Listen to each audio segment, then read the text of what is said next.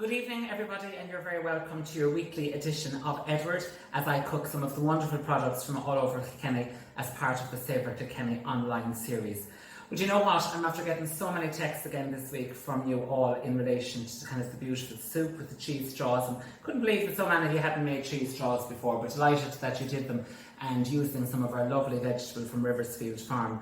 Tonight I'm on culinary tour again, so I'm going to use a couple of products, and of course I love the positive juxtapositioning of our beautiful Kilkenny products.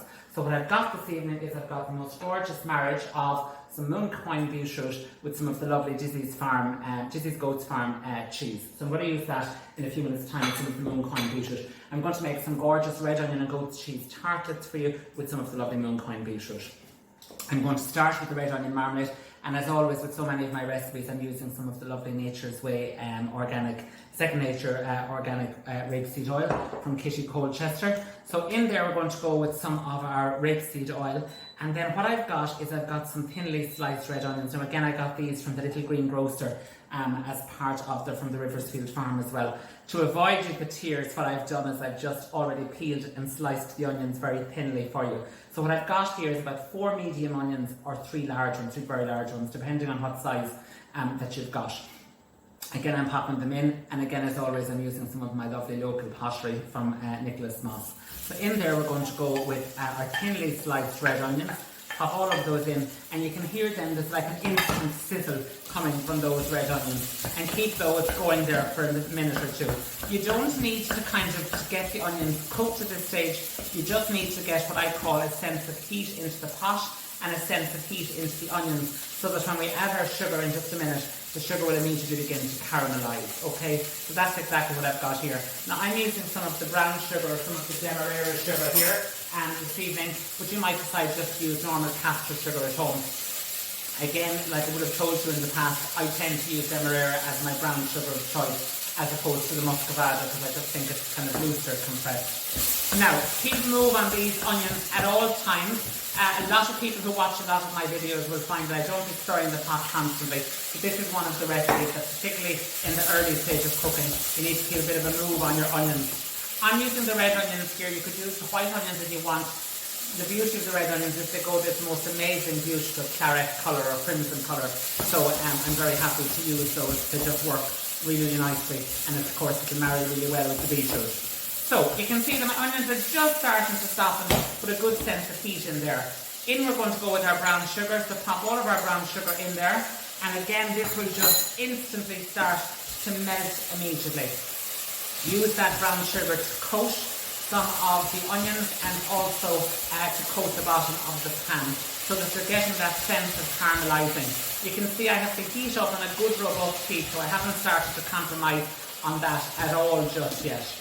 Okay, so pop all of that in and just allow it to melt. This is gorgeous. What beautiful smell of onions and caramel coming from our pot here. All the good things. Now again, of course, this would be gorgeous to kind of just jar up in a beautiful jar as part of like a Christmas chutney hamper, or to use it as condiment to go with some lovely cheese or cold meats all over that food fest that is Christmas. Now, so if you can just see here, I'm not sure if you can just see it, but I've just got a beautiful liquid generated. You can just see that lovely liquid generated from there. Okay, so to that then I'm going to put in some liquids. Now just in case you thought I was turning into Emily Bishop from Coronation Street with my sweet sherry, I'm not. What I've got is I've got 3 tablespoons of red wine and 3 tablespoons of red wine vinegar. Okay, so I'm going to pop those in there just like so. Alright, so all of those liquids going in. Now again, you could use the white wine vinegar, you could use the beautiful apple cider vinegar from Julie out in Highbank if you wanted. I probably would tend not to use the balsamic vinegar because it can just be a little bit strong for this particular recipe. Whilst I love balsamic vinegar in general, it can be just a little bit strong. Now, what's happening here is my onions are just happily bobbing away in the liquid, just pressing all of those down just like so. And then what I'm going to do is I'm going to turn down the heat and I'm going to cook that for about 20 minutes, okay? It'll take about 20 minutes to cook that down really nicely. So what you're looking for is to generate that gorgeous, soft, sticky, caramelized effect of the onions. And you can see I've just got one here which I have prepared and let cool down, and just look at that. That is absolutely glorious, beyond glorious. Beautiful with your meat, just like so. So what I'm going to do is I'm just going to pop this over on top here, just out of the way. We'll give a little tidy down and then we'll start the assembly. Okay, so here's my little elements. I'm just going to move those for a second. What I've got is I've got some of the lovely Mooncoin beetroot. What I've done is I've just drained off some of the juice out of that. Now lots of people of course like to drink that juice and think that it's quite good for them. But I've drained it off and I've just chopped that beautiful beetroot into gorgeous little small cubes, just like so. I've then got a baking tray. Now again, I've used the 6-cup one, but you can use the 12 if you prefer. And I'm just going to line that with pastry. So to do that, what I'm going to do is I'm going to use some of my puff pastry. So this is just some of the convenience puff pastry which I've bought. And then I'm going to use a dish. So I've just got one of my little pottery dishes here. And with a sharp knife, I'm going to just cut around just like so. And I'm going to get 4 discs of pastry. Now out of the 2 packets, you'll get the 12 discs. And again, if I was at home and without a camera in front of me, I would press all of those back together and I'd end up with a really nice mixture which I'd roll out and use again.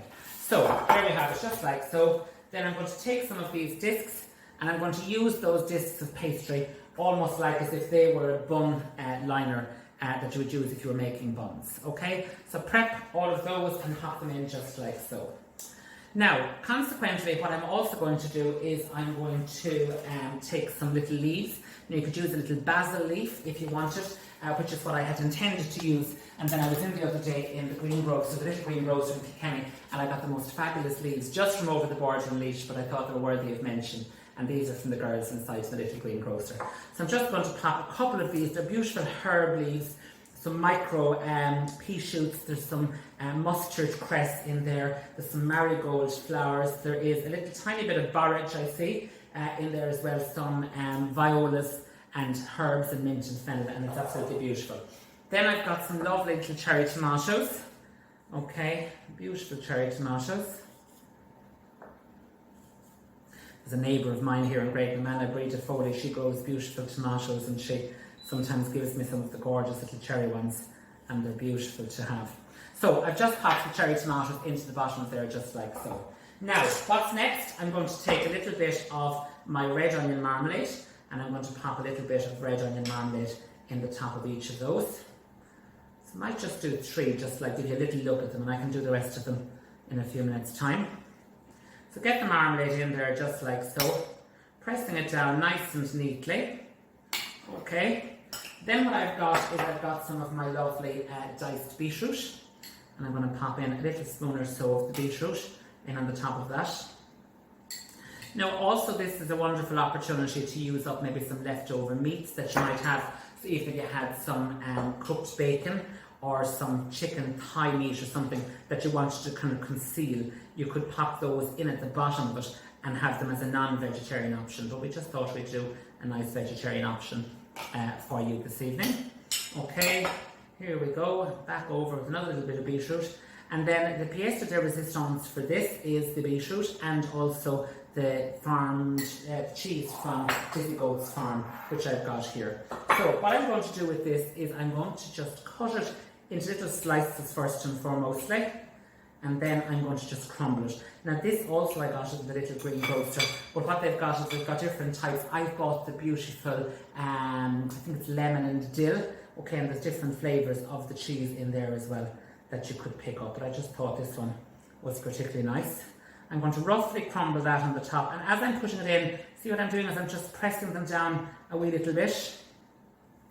Okay, just press them down nicely, and as you press those down, they get nice and secure. They can be then popped into the fridge and baked when you want, or what I'm going to do is I'm going to bake them now straight away, but you could pop them into the fridge if you were having a little soiree or something, and you could just take them out when people arrive. So it means that all of the kind of the mess of cooking is over and done with, but it just means that you have the opportunity to kind of to serve them really, really nice and fresh.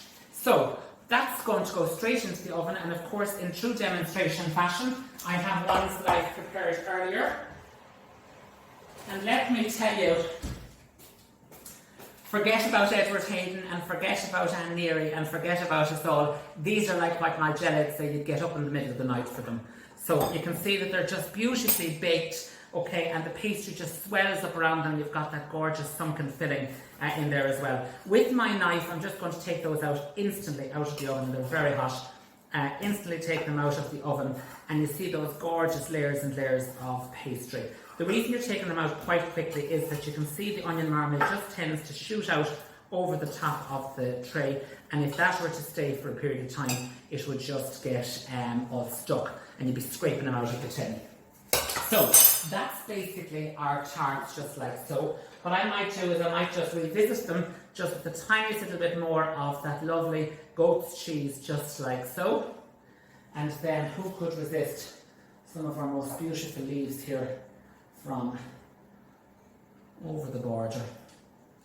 So there we have it. Just bring those then to the table, or as I said, if you got the opportunity to get a few friends in for some drinks, they would be absolutely the toast of the party. That's about that from me this evening. I'll be back with you next Wednesday evening with another fabulous recipe here on the Savour Kilkenny Online series. But in the meantime, check this video out and check all of the videos out on all of the social media platforms. I'll see you next Wednesday. God bless.